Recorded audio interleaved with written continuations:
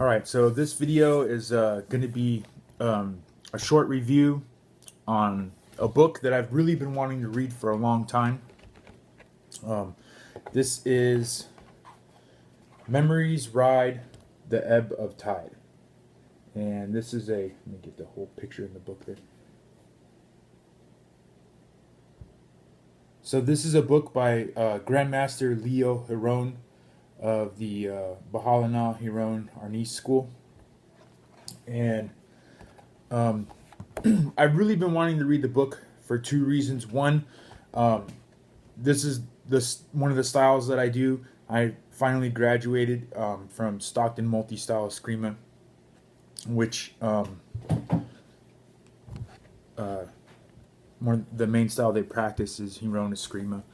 And I just finished that last year. So, and the second reason is because he's one of the guys that's known as actually, using the art in war or battle. He used it in World War II. So it was a hard book to track down, but I really wanted to read it, and I was able to track one down so that I could read it. They're rare. There's not a whole lot of them left. I believe that they reissued another book that had some passages out of this book with new material as well. I think that one's called Memories of a Bladed Warrior, but I don't think that he completed that book. This is his book, so I really wanted to read this one. So Grandmaster Leo Giron, he actually was in World War II in the Army.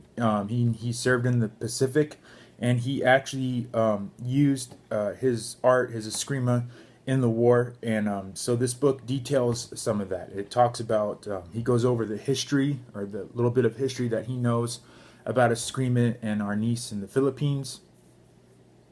He talks about his training in the book, the different people that he trained with. So he had some teachers when he was young, and he had some teachers even when he was in the Army, even when he was serving. He met some other gentlemen, and they taught him some things as well.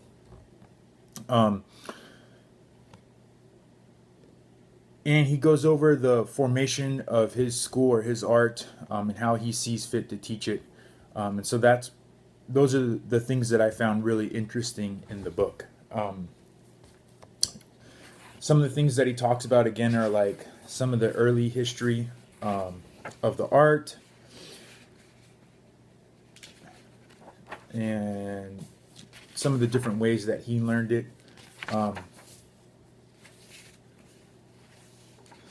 He has some really cool, there's photographs of him in the book, and he's practicing. I believe that's Tony Samara that he's practicing with, the photographs. But he also has some really cool illustrations. Let's see if I can find a good one that he did for some of the points that he's making.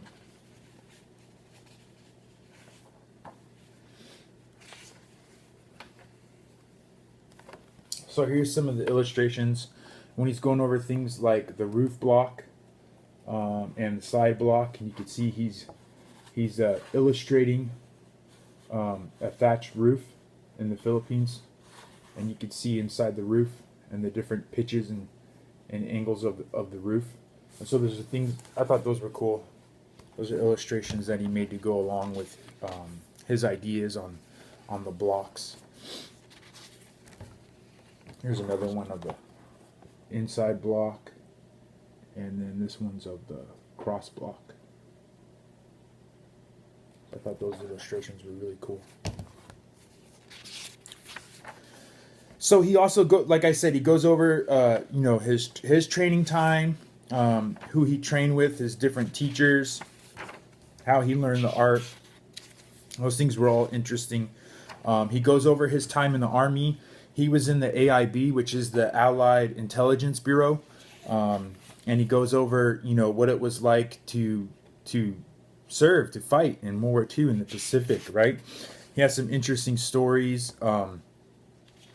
There's one about where he's fighting a guy who's using kind of like a katana type bayonet or weapon, And he tries to give the guy like an angle 3 or a 4 to his stomach with his bolo, but his blade just bounces off because of the amount of like straps and I don't know, like sacks that the other soldier had strapped to the front of him. So his blow didn't even do anything; it just bounced off, and he had to continue fighting the guy until he was able to hit him in a weak point in the, I believe it was the back of the knee. So that, you know, those are interesting things, concepts to think about in actual combat, right?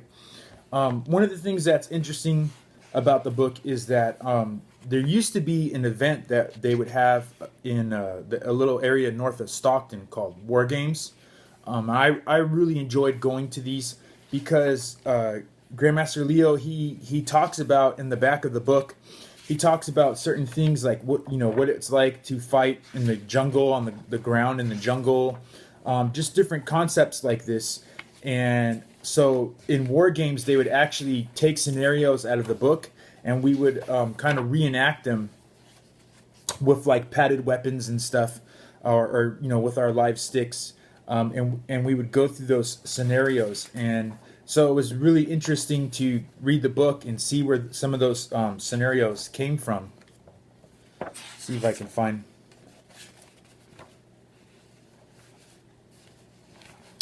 So here you can see there's like a chapter called close quarter combat, and then down here there's this one's called What Not to Do. And so there, he's talking about what it's like to fight in close quarters.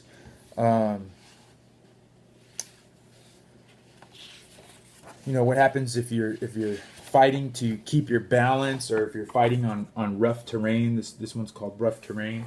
So these were all scenarios that we took, that my teachers took, the guys leading the club, and they would make these scenarios.